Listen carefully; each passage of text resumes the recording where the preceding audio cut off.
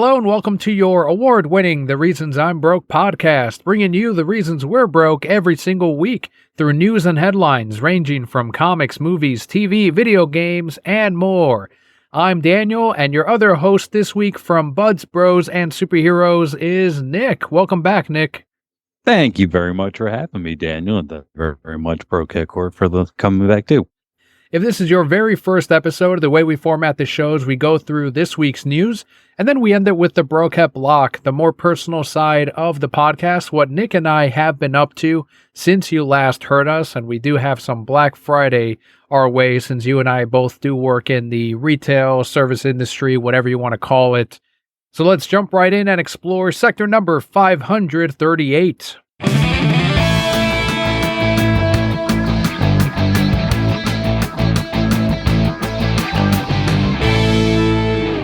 Never thought I'd be covering J-Lo news, but I am a fan of Ben Affleck. I am a fan of the Batfleck, so I am a cheerleader of Jennifer Lopez, especially after watching that Netflix documentary. But in her new album, which is called This Is Me Then, she has another song dedicated to Batman himself titled Dear Ben Part 2. She said, quote, "All of my albums are very special to me, but This Is Me Then is my favorite album I've ever done so far. I know a lot of you have heard me say that before, so in honor of my JL lovers helping it re-enter the album charts again after 19 years, here's a little throwback Thursday," end quote. And she said this through her Instagram. J-Lo and Ben got married this past summer, which was a bit of a surprise to everyone since they didn't announce it publicly. But a lot of happiness going on with Ben Affleck, regardless of whether or not we know he's getting more Batman roles. He's shown up in Aquaman 2, and now he's rumored to be in Blue Beetle. So things seem to be going really well for both Ben and Jennifer. I had a lot to take in from this. So there's a Dear Ben Part 1 that I was unaware of. So I guess if I go down this rabbit trail, I'll have to start there. 2, I guess her followers, like, when did it become a thing that like your fans needed like a name, or you know what I mean? Like, so it says in the notes, it's hashtag JL and then others is lowercase. So it sounds like it should be Jennifer Lopez lovers, but it just really, when you read it, it says JL others. Right. That's true. That's another thing there. But with you, I do enjoy the Ben Affleck. So if he's happy, I'm happy for him as well. I did listen to Dear Ben Part 1, and I was like, man, if anyone did that song for me, I'd be fucking jazzed. And for J-Lo to do that years ago, and now there's a Part 2. Obviously, there was that breakup in between now and when they were last meant to be married. They were engaged, and then he broke it off, and it kind of disappeared from there. And then I think she had been married 2 more times, but I really want to hear Part 2 and see if any of that history is in there, or if she mainly makes it about them reuniting again. Maybe making it a song about meant to be after so many years. Now they're both in their 50s. So it might take a whole different dimension since they've both, I'm assuming, grown since they were last together. So that'll be a nice one to eventually hear. I will too give it a listen. It's a weird thing to think that, they were together so long ago. Because I think about that story then with Kevin Smith, and like that's the Jersey Girl time, is when they were really hot and heavy, and like people paparazzis busting onto the set because they were in New York City, and like all of a sudden coming out anywhere and taking a bunch of pictures and stuff like that. And yeah, I can't believe it when you said it too. Like they're in their 50s. Like, holy shit, man, time is just absolutely flying lately. So, but it is weird. I mean, we hear quote unquote normies doing that all the time. We dated at this point and we didn't talk to each other for this long, and now we're back together. Like, it is an everyday thing. I think everybody just finds it so fascinating because they're both so fucking famous. Again, I'm really happy for J-Lo and Ben, and maybe we'll see her on the red carpet to a Batman premiere film sometime in the future. And just as Anthony Hopkins, we have some Zorro news. Anthony Hopkins played Don Diego de la Vega back in the 90s as he played the title role of Zorro to Antonio Banderas' Alejandro Murrieta in 1998. It was titled The Mask of Zorro. Banderas said he would like to do the same to whoever succeeds him should they continue his incarnation of the film. So this all came up because there's a new Puss in Boots movie coming out. I don't listen to critics, but if you do, they've been saying that this is as good as Shrek 2, the best Shrek film since then. And they have, of course, been asking him about the character because he does basically play that character as Puss in Boots. an amalgamation of both the classic Puss and Zorro. And he said, quote, "They asked me about Zorro. If they called me to do Zorro, I would do what Anthony Hopkins did for me, which is to pass the torch," end quote. That was in an interview with comicbook.com. Now, as far as I was on board with this, although I think he could still play an old Zorro and it'd be fine. But as far as who he wants to pass the torch to, it would be Spider-Man star Tom Holland. He said, quote, "I did Uncharted with him and he's so energetic and fun. And he's got this spark too. Why not?" End quote. So before we go into what we discussed in the Discord between me, the hosts, and other broquettes, I want to hear what you think of his pick for the next Zorro. Lots to unpack there as well. First, I want to start with the love of Shrek 2, my man. Might be one of the greatest sequels ever. So I agree with you. Like the hype of a great sequel, but a great movie. So the hype of saying it's as good as that is doubt it. To move on, yes, who didn't love that movie? I very much like it. To answer your question, finally, fuck that noise, dude. I cringed when I saw that because they found a picture of him probably at some artsy fartsy kind of thing where he was in like a black one piece kind of not turtleneck, like it covered his neck, but it wasn't like a sweatery kind of thing. I'm not fashion. I don't know how to say it. And his hair is kind of longer, so I could see what they were going for, and including this picture with that news. And it was just like, no, can we not? Like, I have such a weird love for that movie. I still remember it on the VHS I had, and like, oh boy, I recently watched it. Still holds up pretty darn well. No to Tom Holland. Also, so finally to unpack, Uncharted, didn't see it. Did you?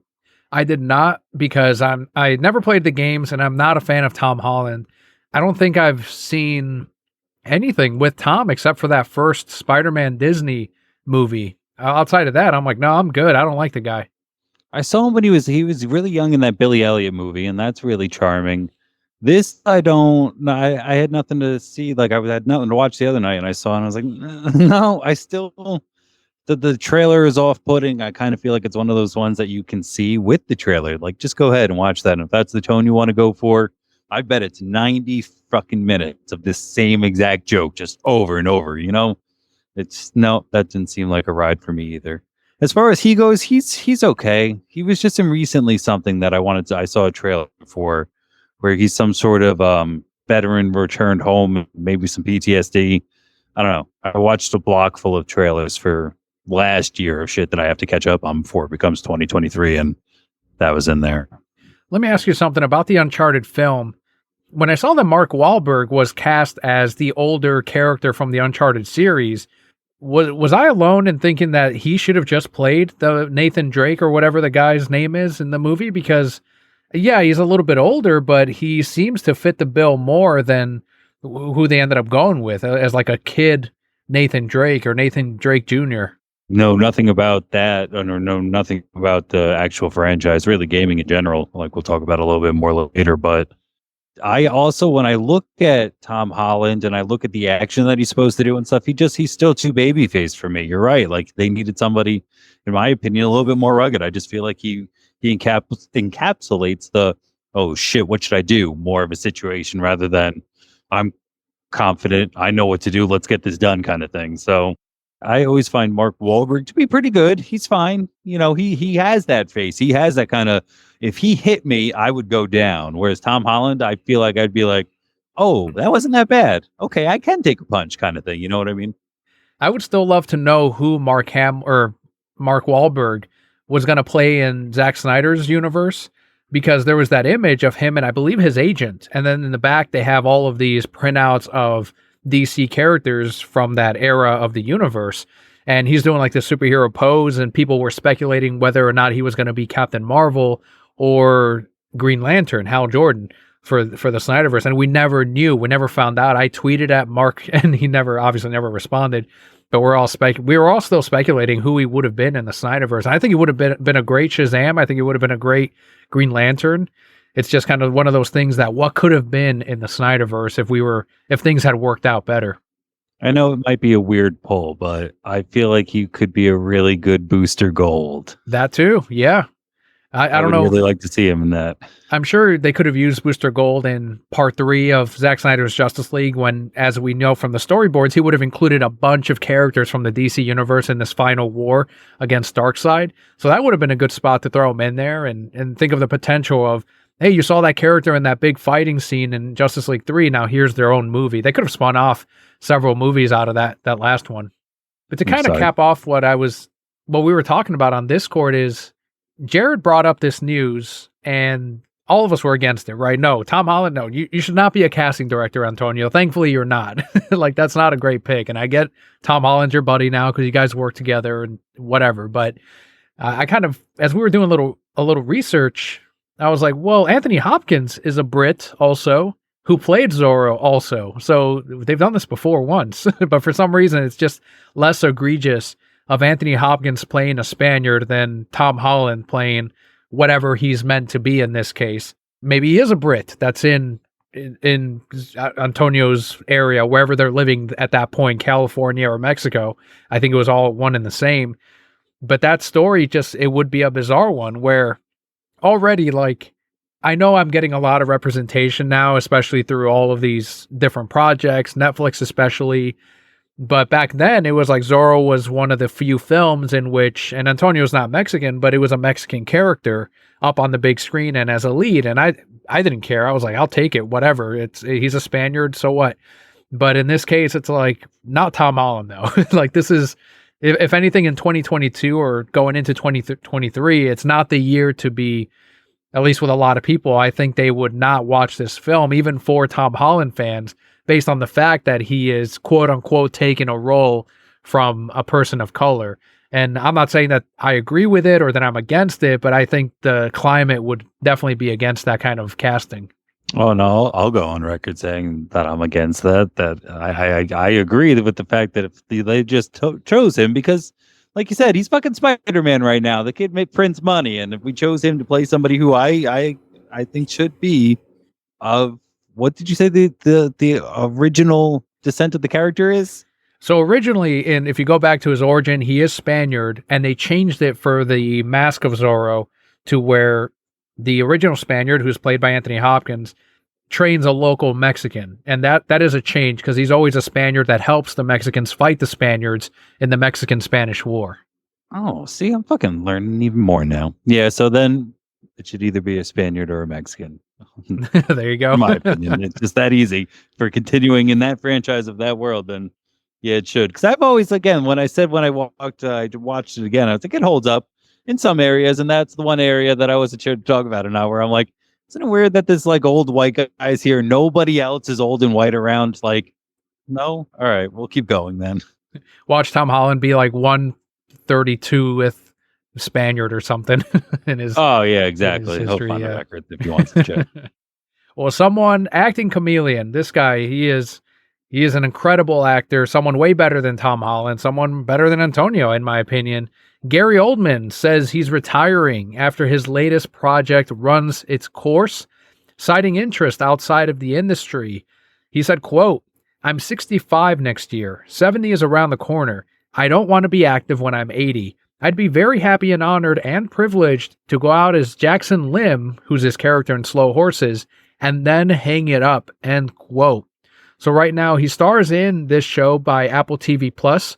It's a spy thriller that will soon debut its second season. So Gary Oldman, incredible actor. We've probably seen him in all kinds of projects, and sad that he's retiring, but also good for him if he wants to pursue the things. He's in a position, I'm sure, that he doesn't have to take these roles because of all the amount of work that he's done in the past. There's probably a ton of residuals there from home video sales. I would hope so. And now he gets to kind of take it easy as he's going, like he said, he's going into his 70s in 5 years.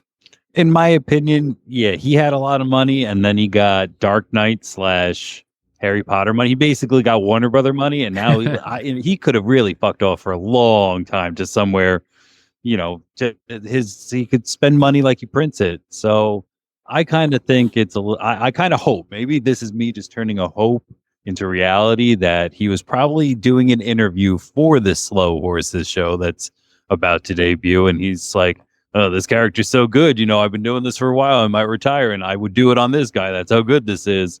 So I'm hoping it's him just also knowing the shtick of making himself sound good on it. So he's not actually doing it or not actually retiring. You know what I mean? So you think he might come back to something else after this, and this is like a big promotion for the show, like, hey, my last thing, you better watch it. Yeah, sorry, I got a frog in my throat there for a second, so I had to take a drink. But precisely, I hope that he's there saying like this character's so great that even Gary Oldman would retire, and now he's, you know what I mean? Like he's not just pushing it. That's what I hope, because he's got to sell the show. That's also part of his job, if you ask me. But I would really hope, because I couldn't imagine not seeing him do stuff. And I like to in the notes, acting chameleon. Like that's very true. I've heard that he's acted so well that he lost his original accent, which is like fucking mind-boggling to me personally. Like, what? But apparently it's something that can happen, and he had to hire somebody to get his old accent back. That's incredible. I did not know that. To be in that role for so long. What is his original accent? Is it English? I believe so. Okay. Yeah, because he's done all kinds of, from all the roles that I've seen, there's nothing in there that makes me think like when he played Commissioner Gordon or the villain in The Fifth Element. Maybe he might have had a British accent in that, but nothing stuck out to me like this is his natural accent. All of them sounded natural when he was under them.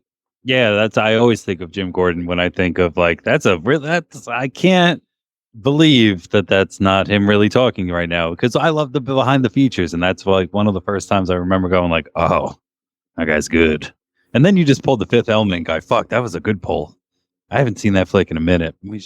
So I'm kind of putting you on the spot a little bit. So I'll give my answer first on what is your favorite role by him, or the one that comes to mind. And while you think on that, I forgot Dracula. I'm looking at his IMDb page, and he was in Dracula, but I always think of him as Sirius Black in the Harry Potter world. And you had brought up Harry Potter, and I like the character a lot in the books. And then when he showed up on the big screen in Prisoner of Azkaban, which is my favorite of the Harry Potter films, he's a big part of that. So is Alan Rickman, but he's a huge part of that story. And his performance in there as someone who, he's a criminal, but he's out to kill Harry. Oh wait, no, he's not. It's just played so well. So I'll always remember him as Sirius Black personally, even though he's done a ton of huge roles. Yeah, no, I'm sorry to be such a boring answer, but I mean, honestly, Daniel, it's a little creepy. Point for point, the same exact thing. I remember growing up, that was my favorite book growing up. Still my favorite movie. I think Alfonso, I don't know. Yeah. Thank you very much. See, I knew that you'd be able to put that awesome R on there. He did a great job. I love a lot of the shots. I love the werewolf aspect of it. Lupin is one of my favorite characters, like literally right under Sirius. And I remember the whole time too, just thinking about like, oh, this one's not about Voldemort. This is cool.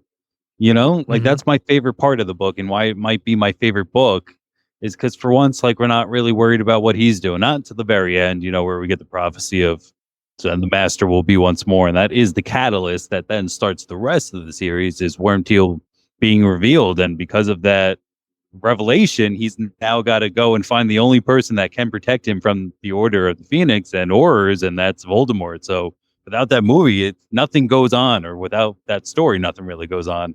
So yeah, it's a boring answer, but for that same reason, every time I think Gary Oldman, I'm like, fucking, it's Sirius Black. It's a great answer. And the thing is, you can do so many character studies just on Sirius Black alone. I mean, on the whole franchise, but on Sirius Black, I mean, you've got his history of his family being against what they would call mudbloods and non-magic folk, and how he's got his family tree, and he's kind of tortured by his old home where they used to host these meetings, these secret meetings by the Order. And all of that, you could write on how there's so much inner conflict with the character. And then when you ultimately, you almost get that answer of, this is the closest thing to a parental figure that Harry might have, aside from Dumbledore or even Hagrid. And it would be Sirius Black, where his plan was to live with Sirius. And then you get JK killing him off. And it's like, damn, like nothing can go right in Harry's life, it seems like. And he was such a huge part of Harry's personal growth. And then you lose that. I mean, it had to be played by someone strong. And thankfully, Gary Oldman did stick around through to the end. I remember reading Order of the Phoenix and just waiting for the part where it's, like the MacGuffin or the little tail end of like, oh, maybe he's going to come back, or maybe even like a Jedi Force ghost or something like that, which I guess he kind of does with the resurrection. Anyway, but I thought like, no way, we're not going to kill my favorite guy right now, and it was a rough day for me that day. Honestly, I could say like those books, it is credited across a lot of, I think, pop culture and, even American history as being the thing that got a lot of kids back into reading. And I'm a statistic in that of like, fuck, did I fall so hard for those Mhm. books? Like literally just hanging on a thread. And we were just watching one the other day. Literally just watching number 3, Aswan. And I just got this sense, and I looked over at my wife, and I was like, I just remember seeing the trailers for this and needing to wait, and just the impatience of having to wait as a kid. And what day is it? All right, it's the 29th. All I have to do is wait until the 14th. That's only 15 days away. Oh no, hold on, there's an extra, and just like going through it and then waiting. And back in those days, you couldn't pick your seats, so you had to get there early, and you had to just the anxiety of, oh my God, we're not going to get I'm not going to, and then just having watch it, and then it's there, and then boom, you just get that satisfaction because it's one of the only awesome adaptations that does a good job. Obviously you can't put everything in it. We were just talking about the blacks, and like first thing I thought of there at the at her house, and like the conflict that you brought up is like the portrait of his aunt or his mother. No, I think it's his aunt who just screams for horrible things about mudbloods, and like that's what he grew up in, and yet he's kind. Mhm. He's a great character. You're right. Many studies can be done on him. And Screech, right? Wasn't he? Didn't he have Screech in there? Screecher, Oh, Creature, yeah, his Creature, one house elf. That was the other fucked up thing about that house, man. They had house elf heads just hanging all over because that was cool. right? And then that little elf was like still an asshole and also a racist, if you want to call it that, with against magic folk, and and Gary Oldman's character, Sirius didn't like him there. He would constantly scold him, right? From what I remember. Yes, that's exactly what I wanted to say about the portrait too. About like basically, yes, I would agree that she was just screaming a bunch of racist shit. For people to put it into context, imagine us going to an house and having like hearing that hate speech all day and still being kind and compassionate towards everyone. And that's a cool thing, man. It's a very very good character. And yeah, and then still with that having his flaws of like he could be compassionate towards everyone, but not everything, and he still treated house elves like shit. What a great world that is, Harry Potter. I love it. Hopefully, we get some positive stuff in the future. But you and I grew up with Harry Potter, as you mentioned, and many years of Super Mario Brothers. Now we're going to get to, a lot of generations are going to get to watch the very first CGI Super Mario Brothers movie. We got the teaser a couple of months back, and now we have the full trailer. They're all counting on us.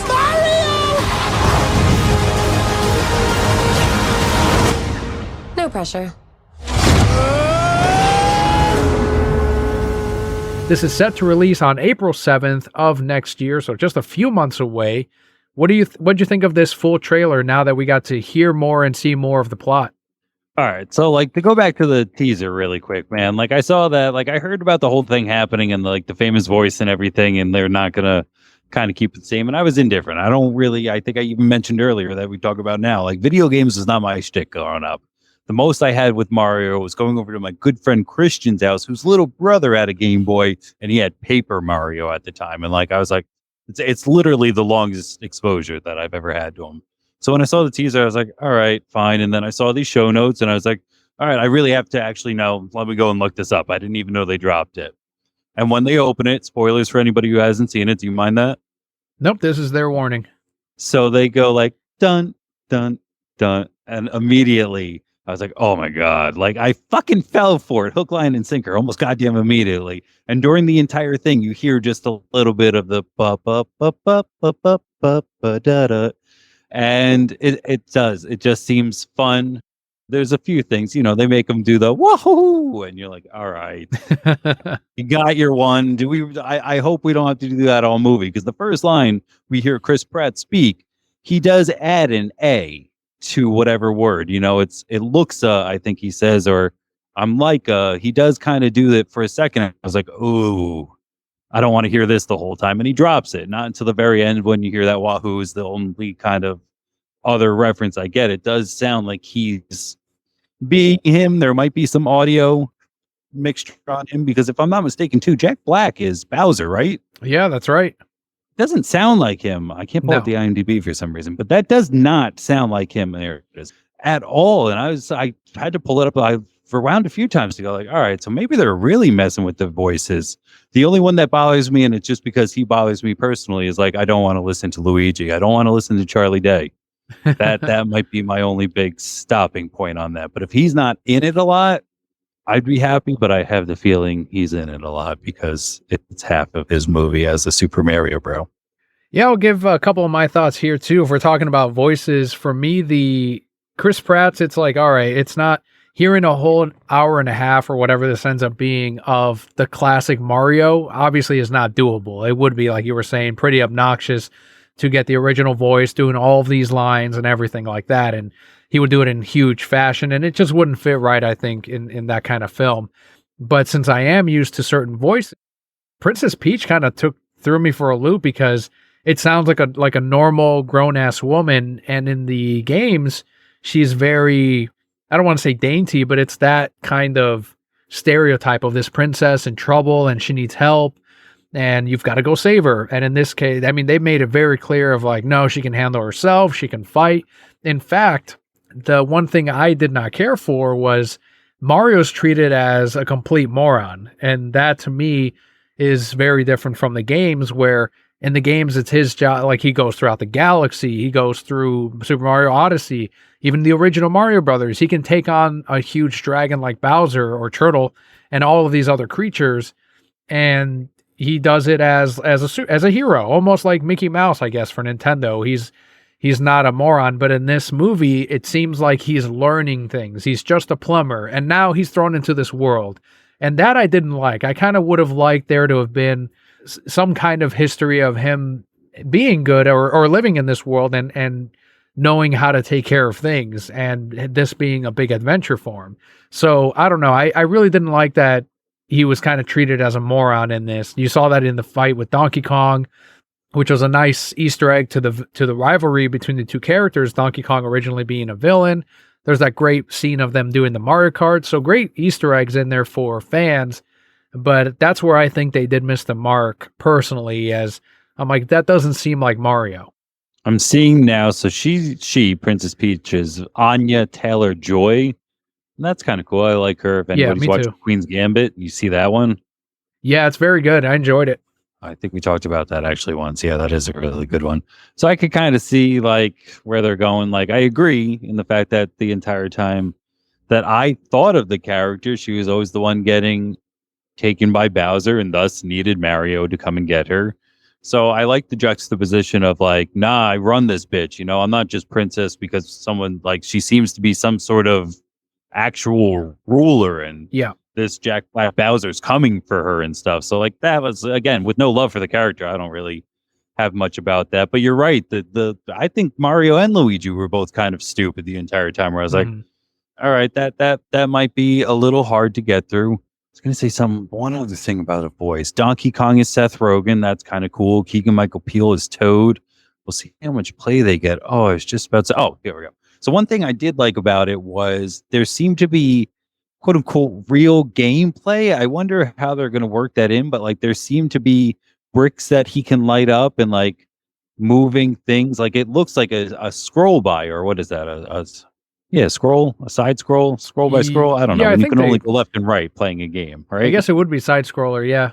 Just for a hot second, it looked like that as he's trying to jump from platform to platform, like he would in the game a little bit. But I was like, all right, that's interesting. That's a choice. We'll see why that works into this world. But you're right. It's as if he's seeing it all for the first time, which is like, all right, we'll go with this. See what happens.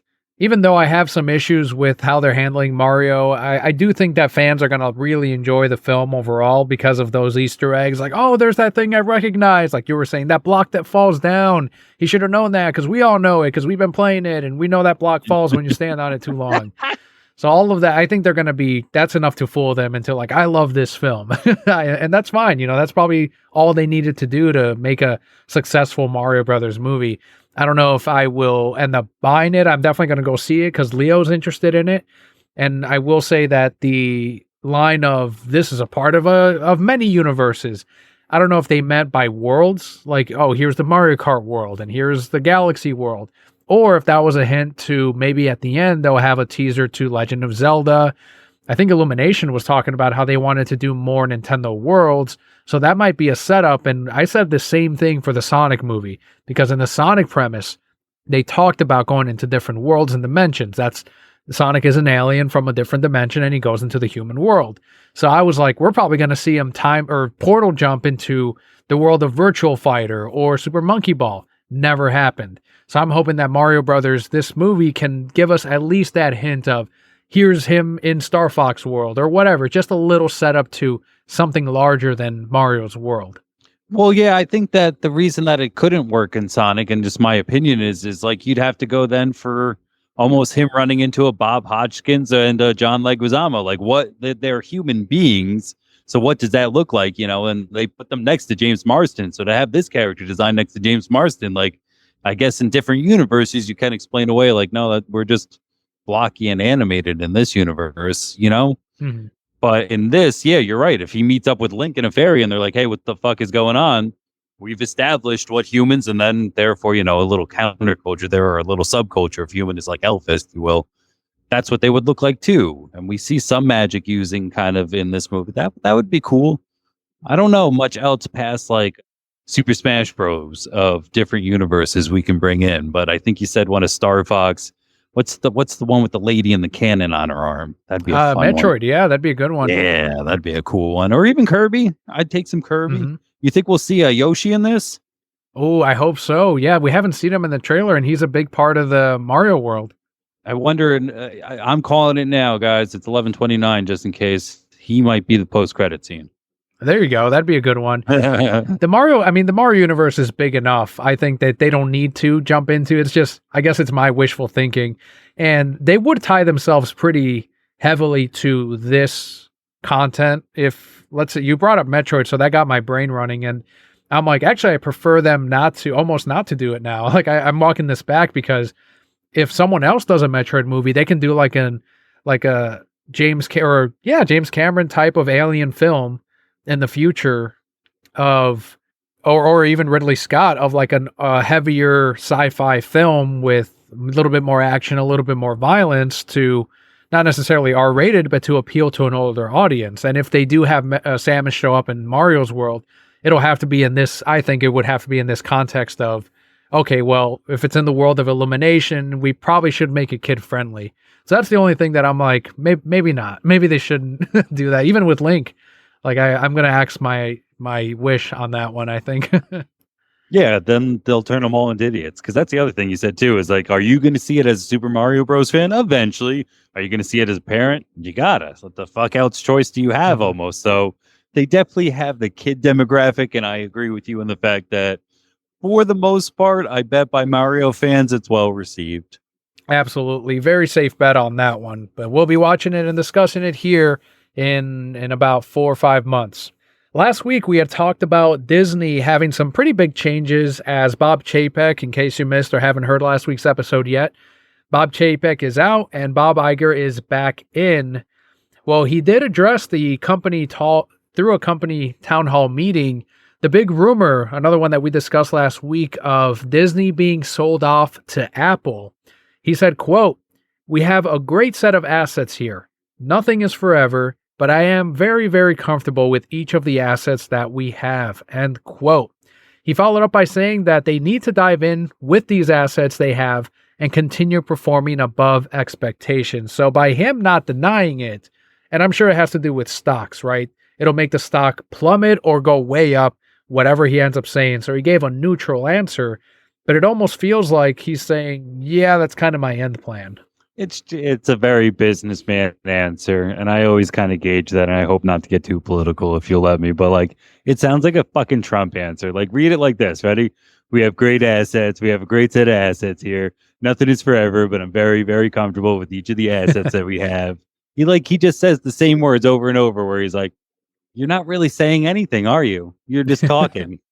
I love tweeting like Trump. I don't know if you've noticed I do that sometimes. Well, I'll say sad in all caps. That's like one of my favorite things he does. Yeah, you're right though. It is a very non-answer. And what's your personal opinion though? Do you think that in 2 years, because he's only contracted for 2 years for Disney, and then he's either going to find someone else to head up Disney or he's going to sell it off? Do you see him selling Apple off to Disney, or even Apple being interested in taking on the load of all these franchises plus the parks? It's more the latter of like, could they sell or could Apple buy them? Maybe everybody has their price, but I wouldn't want that. That's the logistics that goes into just even the smallest part. Just imagine being in charge, because we thought about this. We took a Disney trip. Just imagine being in charge. And is it even one person or is it multiple people who make sure that just the people who work there have enough toilet paper? How Right. much toilet paper is that person in charge of buying? Like, it's got to be tens of thousands of cases, no, let alone the toilet paper for the whole parks. Like, just even small everyday things. Then to move on to kind of, I don't know why I was stuck in the bathroom, but like hand soap too. How much fucking hand soap do you think they go through? And just weird stuff like that. So the logistics of the park from that is so small. And then like an entire park with maintenance. And then like we're talking about an entertainment division. They've just bought a new fucking boat. Do they want an entire cruise ship division with that? Like, it's more than just buying a name. Like, it sounds like a lot of work. And that was one concern I had last week when we were talking about this of Apple, as far as I know, they don't have experience in the theme park industry. And I understand that that's a small part, relatively speaking, to the buyout if it were to happen. So they would be buying it, what we speculated of, for the franchises, for the names, stuff that they can put up on Apple TV Plus, stuff that they can sell and merchandise and all of that. They're interested in that money.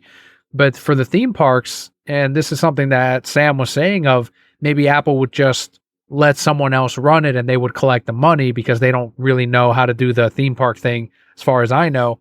But yeah, I mean, it's a huge undertaking and I really don't know. If anyone is capable of buying Disney, it's definitely Apple.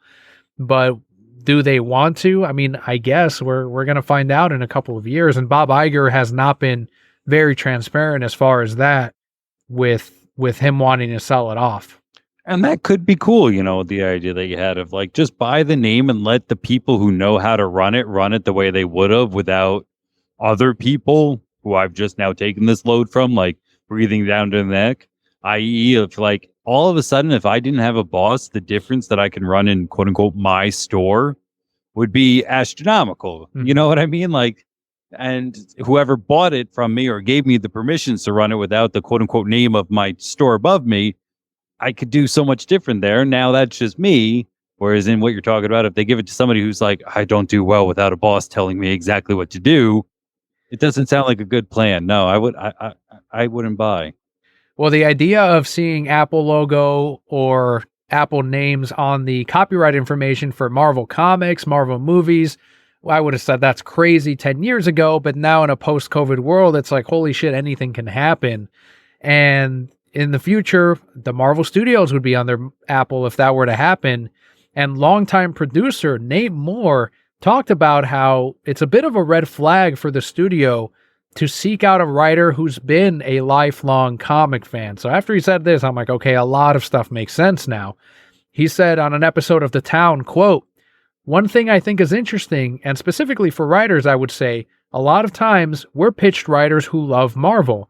And to me, that's always a red flag because I go, oh, I don't want you to already have a pre-existing idea of what it is because you grew up with issue 15 and that's what you want to recreate.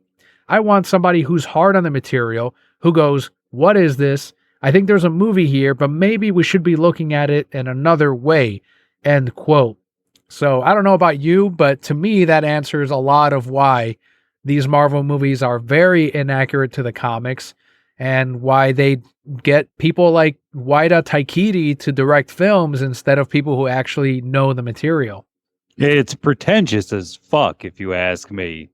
I want people to look at this material. What is this? I think there's a movie here, but should we do? Like, shut the fuck up. You guys make the same movie. And again, I am the person, like I said about Mario, I'll take a bite out of it pretty much every time you put it in front of me. We talk about it often, or it's said often on your show, I should say, of like, it's McDonald's. And bro, as a McDonald's fan, I will eat a Big Mac that you put in front of me.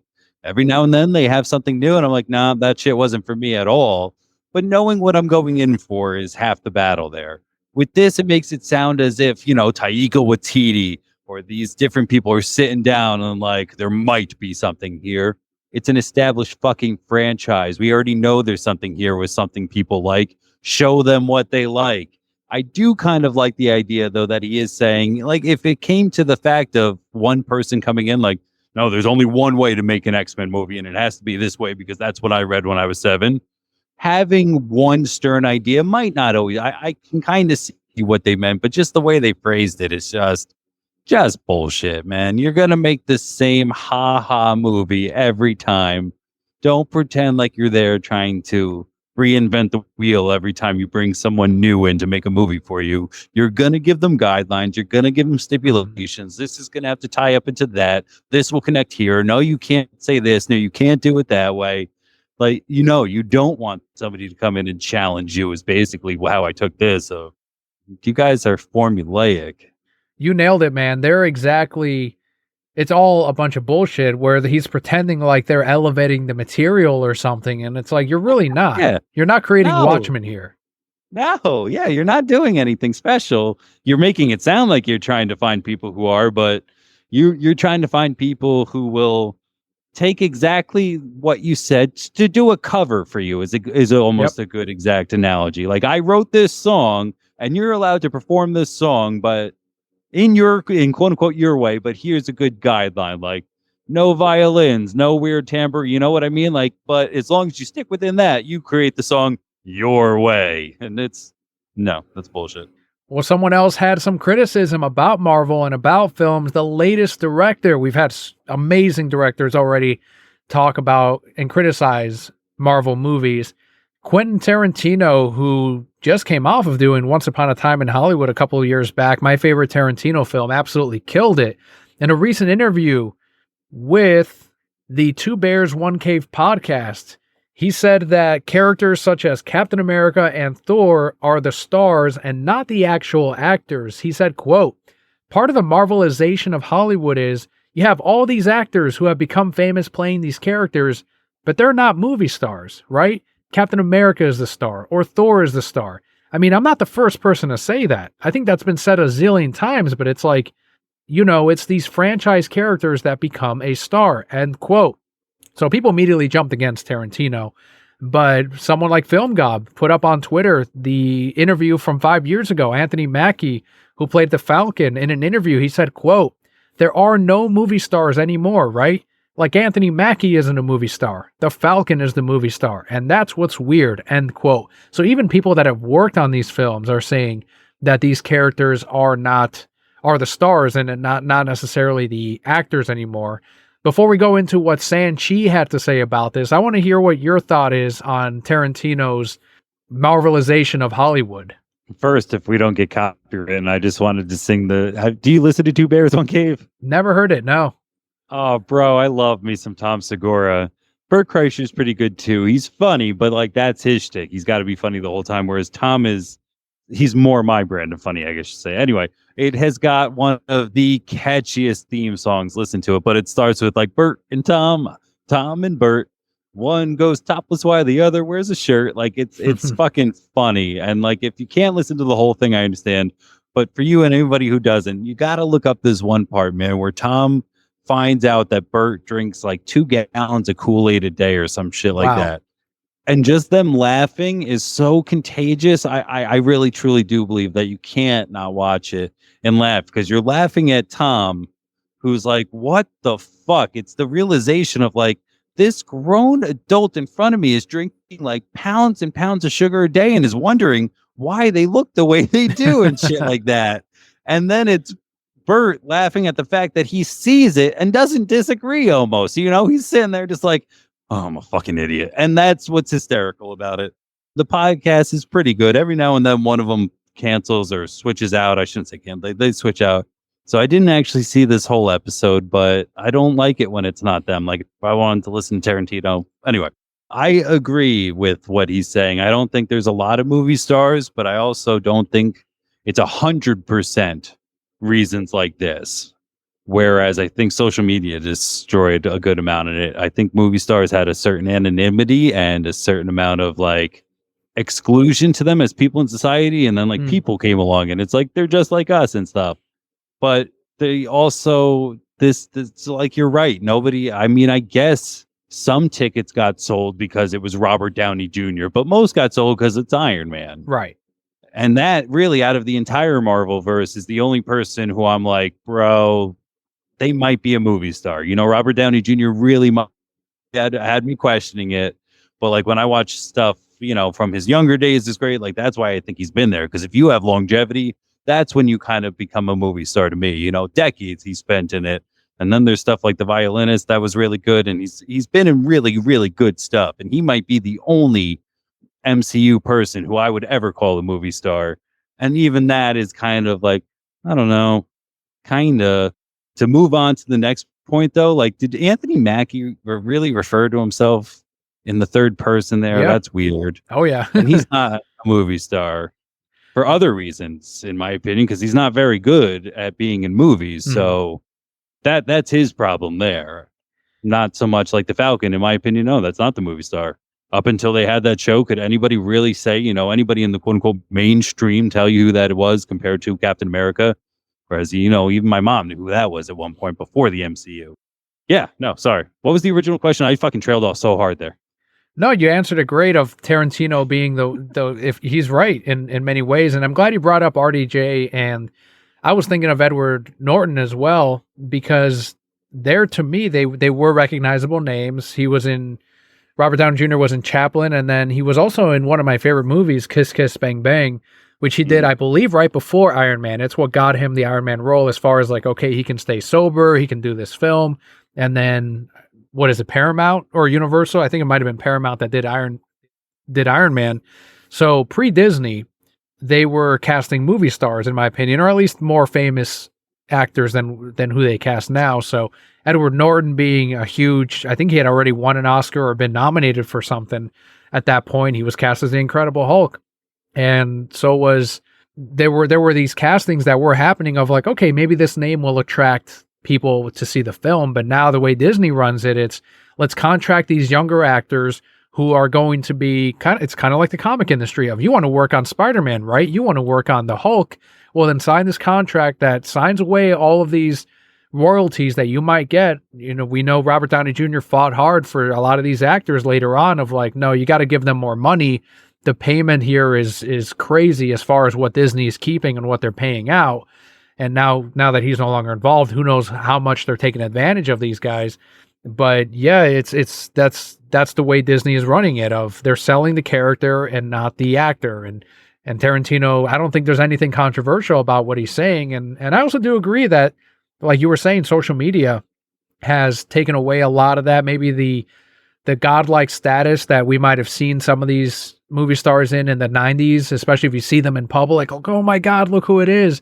But now you can pull out this little computer in your pocket and check out what they were eating or check out their Instagram stories to the ones that have it. And they're promoting this new energy drink that they're a part of. And that probably has taken away some of that glamour of the movie star.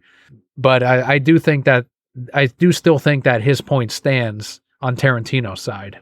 I do. And then this next one too, I think is, I mean, not really a good clap back to it.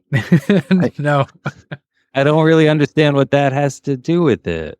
So Sanchi's star Simu Liu responded to Tarantino on Twitter by saying, quote, "If the only gatekeepers to movie stardom came from Tarantino and Scorsese, I would never had the opportunity to lead a $400 million plus movie. I am in awe of their filmmaking genius. They are transcendent auteurs, but they don't get to point their nose at me or anyone," end quote. So what's the big, the big, like, are you not seeing what you're tweeting that everyone else noticed and pointed out to him? I don't understand it. No, like he thinks that he feels like it's personal. Like he shouldn't think of himself as a movie star because of this, even though he led a $400 million plus movie. Well, people were pointing out to him like, hey, people didn't go see Shang-Chi because of you. They went to go see it because it's the next Marvel thing. So you don't have a say in this. You're not a movie star, dude. That's what I mean. Yeah, I don't understand why he's clapped back. I guess I just don't get it. I don't understand at all why he would have thought that chime in was the time to chime in, or that meant something to come back at him at. And I love that he had to involve Scorsese in here. And it's like Scorsese Yeah. Scorsese wasn't on that podcast. Like, I guess maybe he Nowhere started near that there, whole thing. Poor guy just got dragged into anything anymore that has to do with quote unquote filmmaking versus the Marvel stuff. Yeah, I think maybe it's because he was the first big filmmaker that said something negative against Marvel, and that got at least publicly, and then that got the ball rolling to like other directors. I don't know if you remember that period where they were like, oh, well, this director will probably like the Marvel movies. And then they went to like Francis Ford Coppola and he's like, no, they're shit. And it just kept happening where they kept asking the next director and the next one. And all these master filmmakers were like, no, they're not good movies. What are you talking about?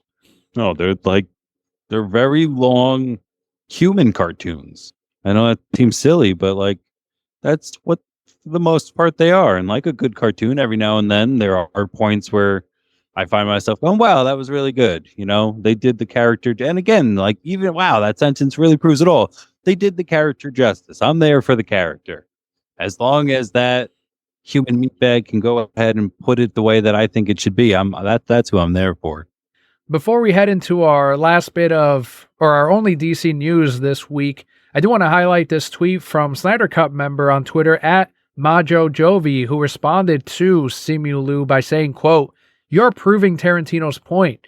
With all due respect, people went to see the character, not you. It could have been anyone else, and people still would have attended anyway. That's what he's referring to. The movie wasn't advertised as Liu's film, but as a studio name film," end quote. To which he did not reply because that's checkmate. I mean, there's nothing to say to that. It's a great response, and I think that pretty much should have ended that whole debate or conversation. And that goes to all these Marvel fans that were backing up Simu and trashing Tarantino, which doesn't surprise me because I don't honestly see Marvel super fans as ones that also watch a Quentin Tarantino film. And I know that sounds pretentious, but it's honestly the truth. And just something that made me think of too is at no point during a Marvel film do you see like a Jon Favreau film. You know, like I guess during the opening, like, but never on like the masthead or anything like that. Like we're talking about, it's always a Marvel Studios film, as if they put the director up there because they have to, whereas they'd rather see it as one big thing rather than somebody's own small piece of art. Even like the Russo brothers, who I know the name of because they did these bigger films for Marvel. And I think that's a lot of Disney branding thing where they don't want it to be too tied into certain people or directors because they need to protect the brand. Almost like, no, this is a Marvel thing, a Disney thing, not created by them. We put the cookie cutter formula blueprint out there, so they must follow it. I do think it is a Disney thing. And it's a shame because I wish that we would get more of these personalized films from these filmmakers, superhero movies, where it feels like you were saying, a certain director's project. But I think as we move forward, especially as Warner Brothers Discovery seems to want to continue to chase the Marvel dollar, we're just going to get more of stay within the lines, don't color too far off the path here. And DC Film Head, right now, the person who is in control of all those projects is Pedo Gunn, but he did reveal on Twitter something positive because I was on the fence of like, am I going to stop reading DC books now that he's in charge? But he did reveal that he will not have any control over the DC comic books. He said, quote, "Very open communication. As everyone knows, I'm a huge comic book fan, and I hope everything we do will lead to more people reading DC comics and vice versa. But Peter and I are not in charge of the comics, just all filmed entertainment," end quote. So that was a sigh of relief on my end. And he did go on to confirm, though, that the new DC video games will be tied into the DC universe of films, which to me is, as we were saying earlier, but that's my red flag of like, okay, rest in peace, DC video games, because they're going to make sure that these look like the characters on the big screen. They look like the actors on the big screen and the little screen. So these video games like the Arkham Asylum series, like the upcoming Wonder Woman game, those, I don't think we're going to see a lot of those projects anymore moving forward. Which is a damn shame because those Arkham games were the highlight of what DC entertainment could be, if you ask me. Mhm. And once again, sorry for the third time now, that's coming from a non-gamer. Like, I like those games just to like look up somebody walk through them on YouTube and shit like that. I think a part of the reason that they worked is because they didn't have to look like Batfleck or like Michael Keaton or even like Adam West or some shit like that. I don't even think for all of them they used Kevin Conroy, so it was even separate from a DCAU kind of feel of like this is its own thing. And I enjoyed that because different characterizations then led to different thoughts and different feelings towards them. And I don't like the idea of having a tie-in game. I'm trying to think the last good one I played, and like it was Spider-Man 2 for PlayStation. Oh, yeah, That everyone was a good loved that one. game.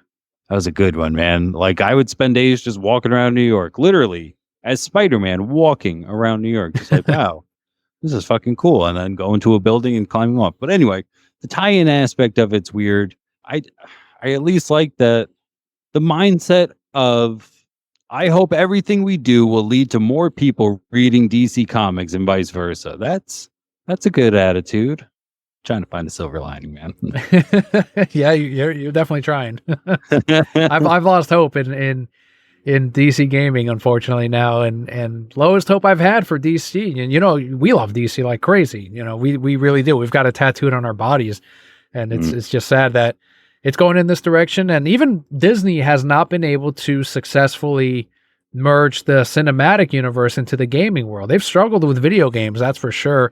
Sony did a successful Spider-Man game recently, which wasn't handled by Disney. So good luck to Warner Brothers Discovery, and they can talk and say all they want, but I think they're not in a great financial position. These are promises that, look, if you delivered on that and it made you money, good on you, but you've already got this huge part of this fandom that is not on board, the Snyderverse fandom of like, well, good luck with your movies. Like me, I'm not seeing them. Good luck with your games. I'm not playing those. And that's all there is to it. And now, thankfully, the comics, I've still got the comics sort of in a way. Ever since Dan DiDio left, they've not been the same either. They've just kind of been directionless, unfortunately. But, that's my one thing of like, sometimes those books are good. That's maybe I'll find a good story here, but even my subscription is smaller than ever. So hate to be so bleak about DC, but that's the news we're getting, unfortunately. I feel you. Yes, I do find myself really to get that fix, just diving into the past endlessly. But there will never be a day where there's not stuff coming out. So I still plan to hopefully, if I'm lucky, get another 2 turns over of what I've already had, i.e., like somewhere in the round of dying around 90. So it'll have to change back to a good direction eventually. Like it just has to. Like it just has to. That's the way, in my opinion, the world, the universe works. If just be in a circle, we'll go back to something awesome. That's the spirit, man. Absolutely. It's like the stock market, right? Exactly. Yeah. What goes up must come down. It just has to. And then it's got to go back up. It just fluctuates, ebbs and waves all day. Well, something that went way up this year is Black Friday. Did not shock me. Took in a record of $9.12 billion from online shoppers. That is a new record in spite of inflation and higher prices. So the $9.12 billion is up from last year's $8.9 billion. And it's also $9.3 billion the previous year. So that was in 2020. And this was all according to Adobe Analytics. Some people account for inflation as the reason why that increase in spending was there, and people speculate that people were paying more to buy less, which is that is a good reason. It's very possible. We've seen prices go up, so that could take into account, but it is still a record. Traditional brick and mortar store purchases are still expected to be the majority of retail holiday spending as we go deep into December, with the National Retail Federation expecting 67% of Black Friday shoppers to head into retail locations. So, Black Friday shopping, were you a part of this year's record-breaking $9.12 billion spending for the weekend? Personally, no. I was on the other side of the counter for like 10 hours. So just doing a lot of ringing. Not a lot. To be honest, we were a little bit slower than I was hoping for, but still pretty busy, busier than we have been. And it's for the same mentality of just like, I'd rather buy a lot now than have to come back in a week. Mhm. So that helped our AOT out pretty well. So I can't complain. It was a better day than normal. It was a good Friday, but not a quote unquote Black Friday, not like years past. And granted, I was only there last year, but last year we were so fucking slammed, Daniel. We were slammed all day long. From the time we opened till the time we closed, we had a line around the building kind of Wow. shit. And I mean, just raked it in. And then this year, just about half of that. Did you notice that the sales maybe weren't as good as last year, at least where you work, or was it the same thing? I think it was the same thing. If not, like we did doorbusters from 9 to 11 where we did 5% off both the deals that were already at 35 and 25. So for 2 hours, if you came in, you got everything off for 40 and 30%, which is 40% off anything is fucking nuts to me, to Mhm. be honest. Like they had to be internal brands, and that makes sense because the profit margins are bigger, but like that we still have a lot of internal brands, at least 5 or 6 to choose from, and across all categories. So just product wise, it had to be in the hundreds of different things that you could mix and match for 40% off. Well, there was no mix, whatever you wanted, 40% off in any capacity. And I think that's stellar, man. Like we used to get a line around the block for a 30. So for some people, I don't know, we have a lot more competition actually than we did last year as well. So Oh, okay. it was fine. It was okay. Personally, I would have liked to gone out and get a little shopping done as well, but no, not this year. I didn't notice that places like Target or the big box stores were doing anything too insane as like in previous years, and I'm guessing it's because of stock still being an issue. People are still spending a ton of money.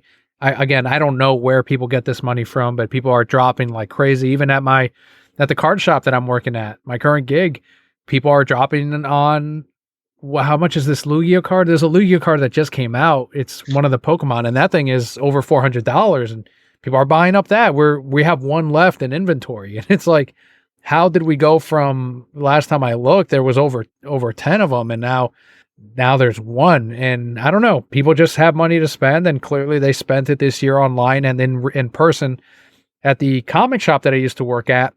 I know their summer was their best summer since that shop opened, and they're probably going into their best holiday season yet, which is amazing for them. And I'm proud of that shop, and I'm proud of everyone there. Their sales were better than last year's as far as what they were running. They were doing a straight 25% off all day. Whereas when I worked there, it was 25% off for the first, I want to say 3 hours that we were open, just to encourage that early spending, because we were going to get the regular spenders throughout the afternoon anyway. I might have even fought, like if I were still at the comic shop, I'd be like, 25% off all day. Fuck that. People are still going to be in here spending in the afternoon. So let's remove the 25% off and do buy two, get ones instead. But no, they ran it all day. So I know their sales were better at least than at the comic shop, which was great on them. But in as far as in the past, Nick, do you remember a really good deal that you took advantage of in previous Black Fridays, or any memorable stories that in places you might have worked at for Black Fridays that you could share on the show? Unfortunately, no. Once again, I have to be the bearer of bad news of being a very uncool guest of having a fun story. I remember like the hype behind it. I remember always watching the news on Saturday and being like, people really got trampled to death. Like that's fucking crazy. But most of my retail before this, like I was at CVS for the longest time. So you don't flock to CVS for your great Black Friday That's deals. true. Not that we wouldn't be busy, but like busy at CVS is still nobody's getting trampled. That's for darn sure. Nobody's really losing their shit over stuff that you don't have. It's just that it wasn't that type of place.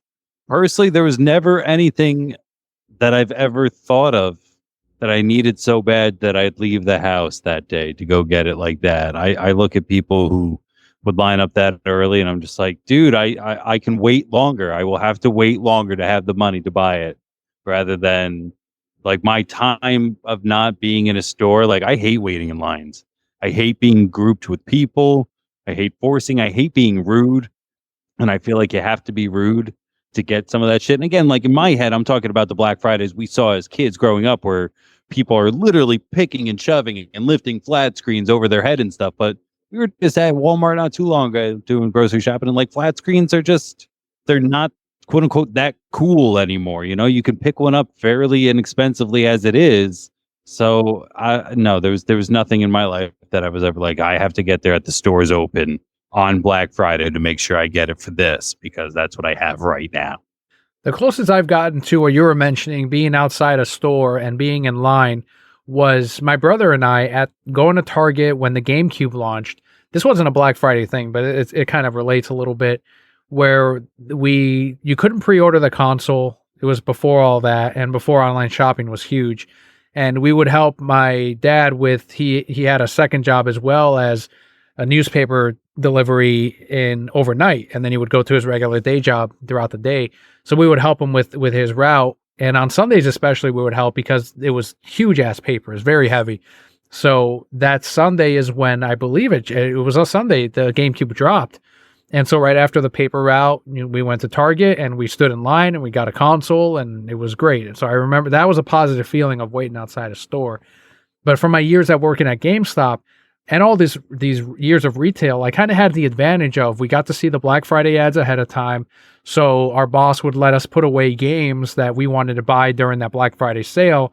And it's like, all right, put them aside and we'll buy them up after it's over or before we open. And so I kind of always had that leg up of like, oh yeah, I want that for $20. It was always a $20 deal that was amazing, usually on a brand new game that just came out. And every year that happens, I suggested on here, Sonic Frontiers, it's going to be on sale. If not during Black Friday, then again during the holidays. So just wait for that because it will be on sale. Any new release, Call of Duty, I bet even, will be on sale. But I will say that the other time is there was a holiday sale at we were working at GameStop and my manager came over from Target and he said, hey, look at this Target ad. They have the PlayStation Plus card, the subscription where you can play online. And normally, I know you're not a huge gamer, but you'd have to pay, I think it was $50 to play for 1 year online, to have access to online game on your PlayStation to be able to even play. So $50 was a lot, right? But this Target ad had it printed the 1 year picture on the $15 sale for what should have been the 3-month card, but they had the 1 year graphic on there. So he was like, yeah, I just went over there and I got 2 of these. And he's like, yeah, if you just want to clock out and go over there, go ahead. So Kelly and I went over there and we didn't have a ton of expendable income, but this is like an amazing deal. So went over there and I got 3 years worth of the PlayStation cards and it was $15 a piece. So it ended up being, what is that? $45 for 3 years worth, what normally would be 1 year. And they're like, yep, it's in the ad. They matched it. And that was like probably my biggest Black Friday haul in history of like, holy shit, like that's a hell of a deal. And I remember that shit. I was like, I don't have to worry about online play subscription because it's stacked. As soon as I put in all 3 codes, it just stacked to like 2017, I think was the year that it expired. And I was like, that's forever away. So that's one good story I have for Black Friday. That's awesome. It actually kind of reminded me, if you don't mind, a round robin a little bit too. Of the only time I really remember waiting was outside of a Barnes and Noble for fucking Harry Potter, man, for Goblet of Fire. And we went there, and like, I think if I'm remembering the story correctly, it opened at 9. So we burst in there and we were like, fire! And they're like, no, we can't sell it to you. We're like, the fuck are you talking about? And they're like, we can't sell it until noon because people in California won't open till 9, and then they can sell it at 9, but we can't sell it till 12 because then you'd have it earlier than them, and you all have to get it at the same time. Oh, man. And I was like, that's stupid. And I was like 12. And I was like, that's the dumbest thing. They're sleeping. What's it matter? Anyway, luckily, from where we're from, like there was another Barnes and Noble like 10 minutes away. And we went there at like 9:10 and we are like, Goblet of Fire? And they're like, yeah, here. And we're like, all right, thanks. And just fucking left. And I swear to God, I was halfway done with it by the time it was 12. And I was like, fucking suckers. These fucking people. Like, I'm glad you weren't the victim of one of those drive-by spoilers that they do. You can find them on YouTube still of like these people going up to these Barnes and Noble lines and reading off the page. Somehow they got it ahead of time and reading off all the spoilers from those books. Thankfully that didn't happen to you because that reminds me of those Barnes and Noble lines right there. That would be so fucked up, and spoilers for a story that came out so long ago. But could you imagine being in line if they're like, Cedric Diggory dies, and you're like, what? Who's Cedric Diggory? Why do I care? What the fuck's going to happen? I'm mad anyway. Yeah, I'm mad anyway. Well, let us know if you have any Black Friday stories on Twitter or on our Discord lounge. Links in the description of today's episode. But let's head into the final part of today's show. It is the Brokept Block, what Nick and I have been up to since you last heard us. So let's start off with you, Nick. Obviously, you had the big Disney trip. Do you want to start off with that or go into some of the other stuff that you've been up to since you were last on? Yeah, I think it's kind of fun. I did do a Disney trip, and to be honest, like I will just say that it was a good time. I'm happy I went with my family. I'm happy we had that family time, but it was not the trip I was expecting. And that wasn't even because of the hurricane, like I could deal with that. It's Florida. I did the internship there, so I could say I lived in Florida for a very small amount of time, but still did of like understanding when you go there the chances that it's going to rain really hard, it's up there. That's fine. Just as somebody who did the internship, I used to say that I worked there really proudly, and now I don't want to as much. If you had a recent trip there, I found a lot of cast members just felt like fucking around with each other. And like, I don't need my ass kissed while I'm there, but look me in the eyes and say hello. That's really nice. That's what I was trained to do. Why don't you have to do that? Like, what happened? Where's that disconnect? And just the fast pass system was another thing where I'm like, this is greedy and this sucks because like I'm literally watching lines of people fly by and I'm not moving at all. But again, it makes me sound so snobby that I'm looking my nose up on a trip that some people will never even kind of imagine to get to go on. So I'm very, very grateful and fortunate to have gone on it. However, I think the more exciting news is that I got a new puppy really out of the blue, and she was our neighbors and they couldn't take care of her, and they were like, do you want this dog? And I was like, okay. And now is our first time right now. I already had 2 dogs, so all 3 dogs are on the couch and we're all asleep together, and it's a pretty big day. They all got along so far? So far so good. I mean, little pushes and pulls like there's gonna be, but for the most part, the biggest one here, he doesn't give a shit. It's the weirdest thing. Like, he's just like, all right. Now, we did get him from a shelter in which we were told he was the dog that like met a lot of dogs because his temperament was so good. But like, I didn't think it was this good. You know what I mean? Like, he's a cool dog. And most people, because he is 115, maybe 120 at this point, he's a chonkster. Pit bull. A lot of people, as we're walking around, don't want to bring up their dogs to him to show because they assume, but so I haven't seen a ton of interaction. When we brought Ava in, we knew Ava was going to be the problem. Ava's the second oldest one here, and she's just spacey, like really likes her space, even from us sometimes. So like one time, the one push that really happened is this dog ran up to her face. She kind of went, nope. And the other dog went, okay. And now it hasn't happened again, like it was a very quick lesson. Yeah, they learn that quick.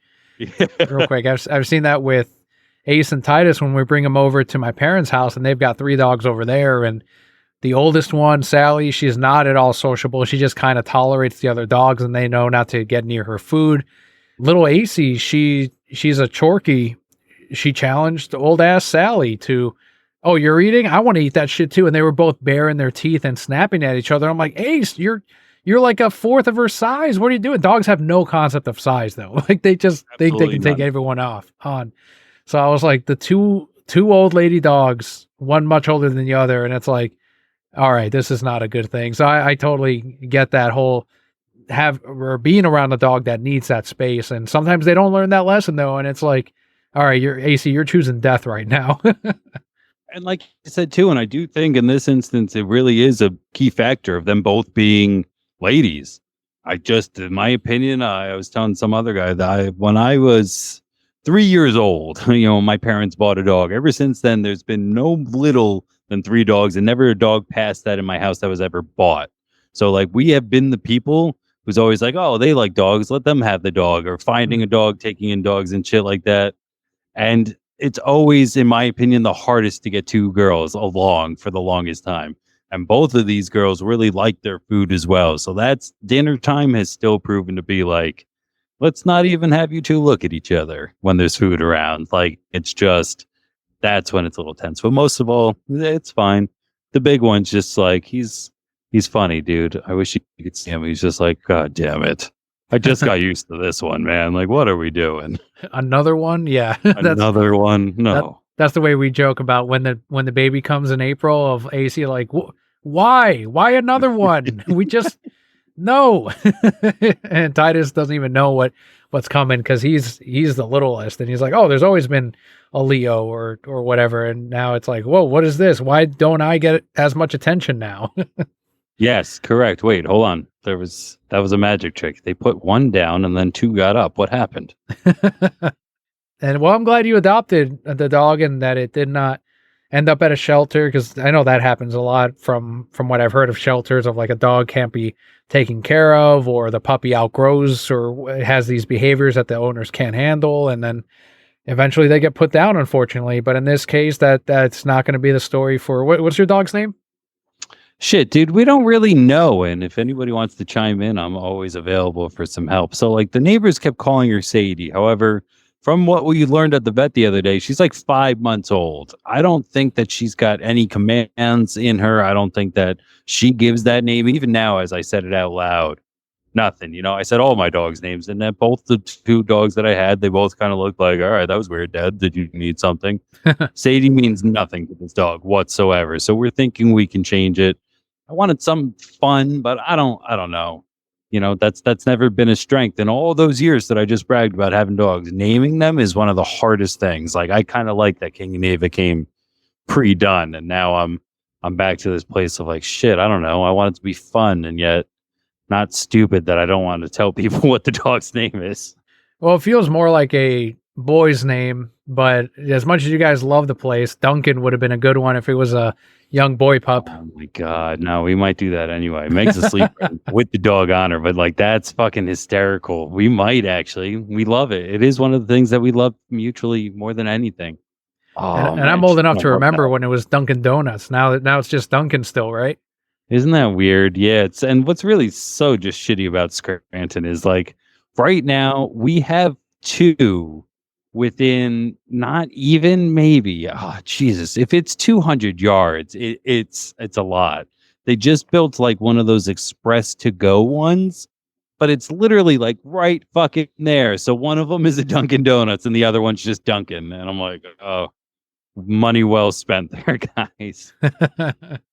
And I still remember when they changed it to Dunkin'. I believe it was because of it was during that period where a bunch of companies were finding like the sugar-free stuff, and they were trying to find items, and like McDonald's was doing the salads for a little while there, and every company that wasn't great for you was finding the thing in their menu or introducing an item that was healthy for you. And I think Dunkin' was obviously not wanting to promote donuts as like their main thing, but they started to move hard into the coffee sphere, especially as Starbucks got more and more of the market. So yeah, it's just kind of interesting how we're old enough to see these big names and how they've switched their marketing and even their products.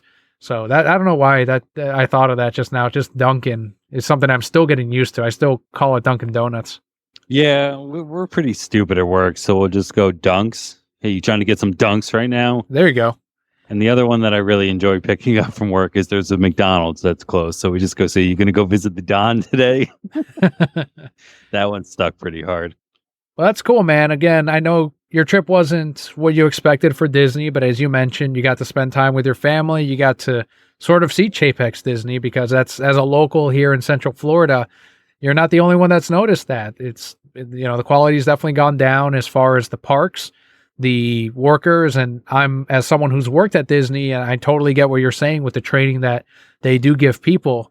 But also in a post-COVID world, I'm kind of like, yeah, all retail workers and all workers in general are kind of like, they kind of have this edge to them right now, because there's a lot of frustrations. There's a lot of under or overworked people and undertrained people. So I kind of expect it out of everywhere, and it is what it is. I'm not as upset as some people on Facebook that are like, this is the world we live in now, so this is bullshit. I remember when people were kinder, and it's like, look, it has nothing to do with whether or not people are better or worse. It's just the work landscape currently. And that's just the place we live in. But maybe, who knows, maybe in an post-Apple world or Iger world, we'll get to see Disney improve a little bit for people that go to the parks. I didn't have a whole lot going on my end, except I did watch what is now the record-breaking most hours viewed show on Netflix. It topped out season 4 of Stranger Things and that's the Addams Family show spinoff, whatever you want to call it, of Wednesday. The first 4 episodes are directed by Tim Burton, who I've spoken about before, if I think his best days are behind him, but this is actually pretty decent. I don't know if that's on your list or if you've started Wednesday yet. 1 episode. So yes, I'm also fully open to spoilers if you want to talk about anything about it. I did 1 episode in and I did enjoy it for the most part. I liked where we're going to go. That's one where I'm deciding with Meg if I can move on alone or not. I'm sure you know the struggle of being married and like figuring that out. So I would be watching one once we got off because I don't have to be in. We have a end of the night inventory tomorrow, so I don't have to be until like 4 p.m. So I was gonna like watch one, but now she's sleeping. And I'm like, shit. I hope this is one that I could just go off on my own as because I liked it. I definitely thought it was gonna be a little bit more Tim Burton than it was. So, like you said, maybe him pulling back from himself is going to produce some of his ever because there's a few times where there's a few shots or something like that. I was like, that was really good. Not that he didn't ever do really good stuff, but like it was like that was different. Like you're moving the camera in ways that I'm really excited about now and pushing this a little bit. Actually, like it was good. It was definitely maybe my expectations were just Johnny Depp in a wig. Like, hey, on Wednesday. And now that's not this, so it's not bad. Yeah, I enjoyed it too. I'm almost done with episode 1, so I've only seen a little bit, but I think the episodes are definitely over the 30-minute mark. It seems like one of those Netflix almost hour-long episodes. And what surprised me, and I've told a couple of people, and I talked about this with a coworker, and of course I hear that, oh yeah, no, I expected that. It's like, no, 2 years ago, if you had told me that an Addams Family spin-off show was going to be the number 1 watch thing on Netflix, I would have been like, how many Addams Family fans are there really that are more passionate than Stranger Things fans are? It would have been like, oh, this did better than House of Dragons or Game of Thrones. It's like, I don't believe that. And it happened. It's crazy. People took to Wednesday. They love it. And it's one of those shows that I bet you more non-Addams Family viewers are watching this than Addams Family fans. For sure. I would have to agree with that. I mean, you definitely, Tim Burton, as much as we're talking about, it doesn't exactly look like something he's done before. That brings in the name. I feel like there's a weird cult following this family, and I feel like there's a weird, I want to say that I liked it kind of cult for the Addams Family as well.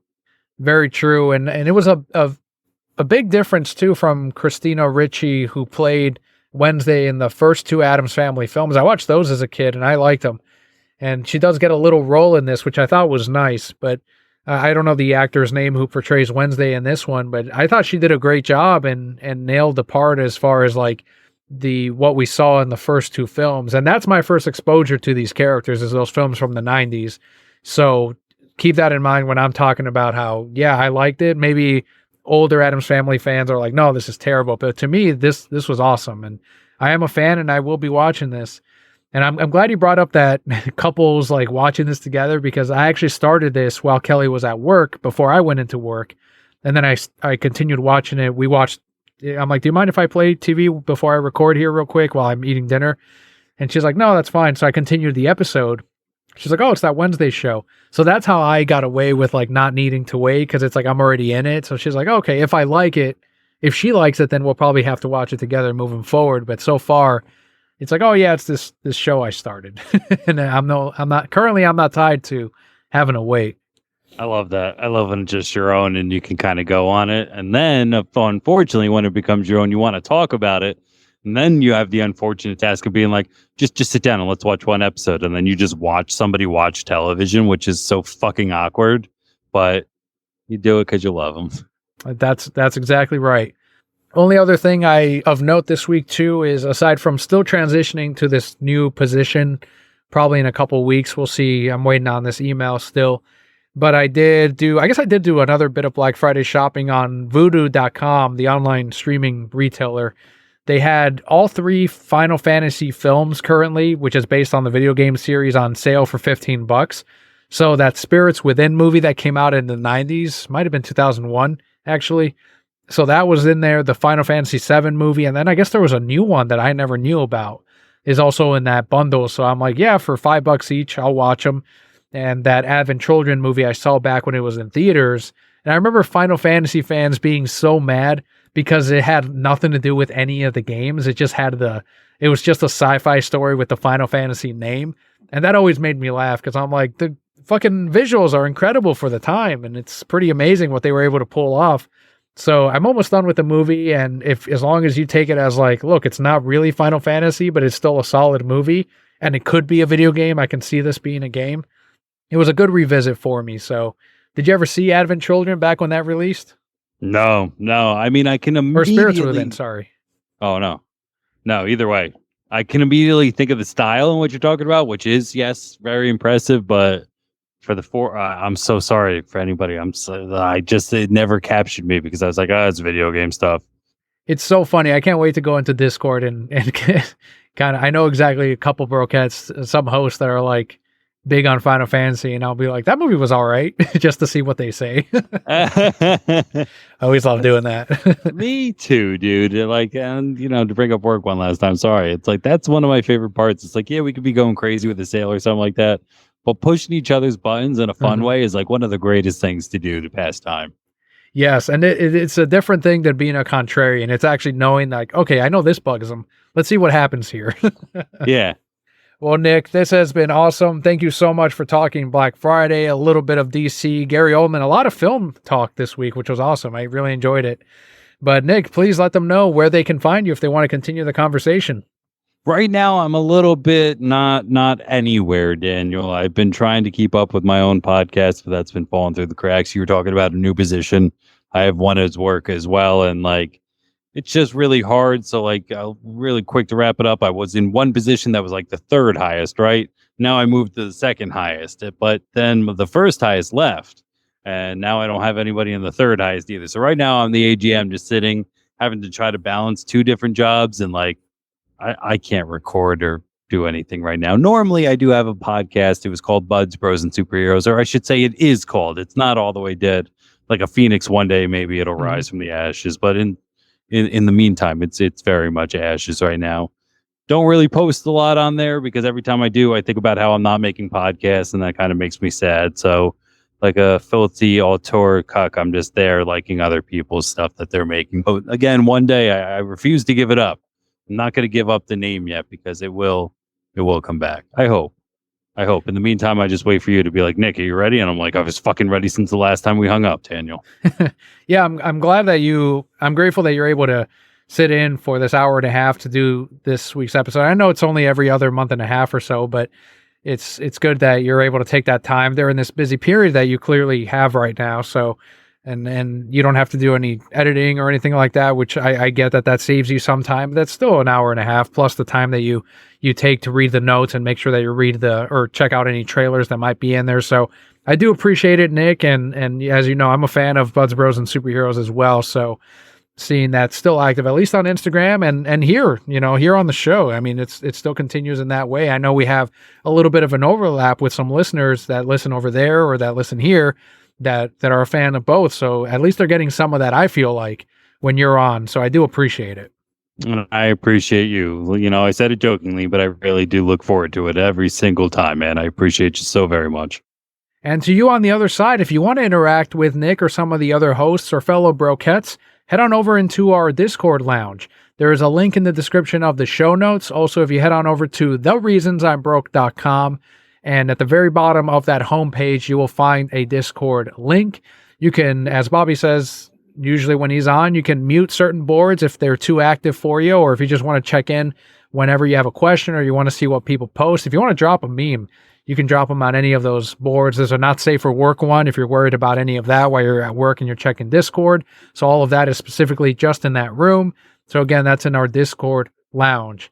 But otherwise, thank you so much for joining us again this week. I've been Daniel, joined by Nick, and Brocat Core. All will be well.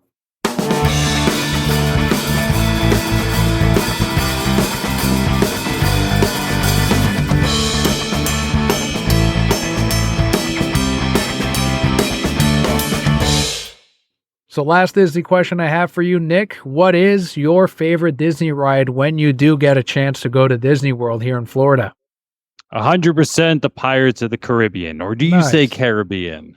I do say Caribbean. I don't know. Is that the right way to say it? The way you were saying it? Fuck if I know, dude. I don't know. There was a big conversation between the four of us while we were down there. So lucky enough, a little side story here for this extra part.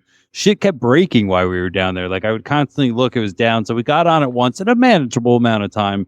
But one time we were like literally walking in between lands and they opened it up and we went from the front to the boat in like 2.5 minutes tops. Yes. We spent more time walking to the boat than waiting to get onto the boat, which was just fucking spectacular. Perfect timing. That's Kelly's favorite ride is the Pirates of the Caribbean. Did you notice the changes they've made of Julian talked about it, but how there's no longer the wench auction. Now it's got the redhead pirate. Yes, so that was the funnest part about going with Meg. She went when she was like 6 or some shit like that. And like, not that I'm a huge buff. I went when I was like 9, 16, and then I worked there. Like it was those the last 2 times I was there was really back to back. But then having the 6 month working period, I do know a little bit more. But having Meg there to be like, oh yeah, that's exactly what I said. I was like, they used to be fucking auctioning off these bitches, and now somebody found that upsetting. So like the one bitch is still sitting there with hens, and that's why they're like, does anybody want to buy these hens or these chickens? And I was like, no, before he was talking about the ladies, and now like Red there is, she used to be like, no, bring out the red one. We want to fucking buy that bitch. And now like she's a rootin', tootin', shooting bitch, and I'm like, this is different. Yeah, they 2022 the ride. Fine. Yeah, and she was sitting there like, yeah, I can understand why they changed it. And I was like, yeah, me too, but just not how it was. And the other thing that they took out, I guess maybe the movie wasn't as relevant. I remember at the beginning there used to be like a mist where they had Davy Jones kind of come and be like, you're about to take this ride. And I was like, yeah. And I was waiting for it this time, and that's not fucking there anymore. So did they still have the mermaids singing? No. Oh, so they got rid of that. Point. So I'll tell you the changes. They had, you were saying Davy Jones in that mist. And then when the Blackbeard movie came out, they changed it to Blackbeard. And they had him saying some dialogue or whatever in that mist. And then that's also when they put the mermaids in that beginning one before the big drop, in between where you see that skeleton. They added a mermaid skeleton onto it. And then they have mermaids singing. That one mermaid singing from that one scene in the second to last Pirates movie with Johnny Depp as like the main star. And so it's like, oh shit, there's going to be mermaids in here. And then if you look in the water, they used to have like a tail splashing animation. So it was kind of scary because if you see the movie, they're going to eat the people. So that makes me sad. They got rid of that. So a lot of changes since I was last on. Yeah, they had mermaids, man. And it was kind of creepy when you went through it at the beginning. As long as they don't touch the dog with the keys at the end, they could do whatever they want. Like, that's still one of my favorite jokes. Oh, he's next. It's a matter of time. They'll find something to find offensive in that. Yeah. It's not a cat. It should be a cat. It should be cats. That's who rules the world, you son of a bitch.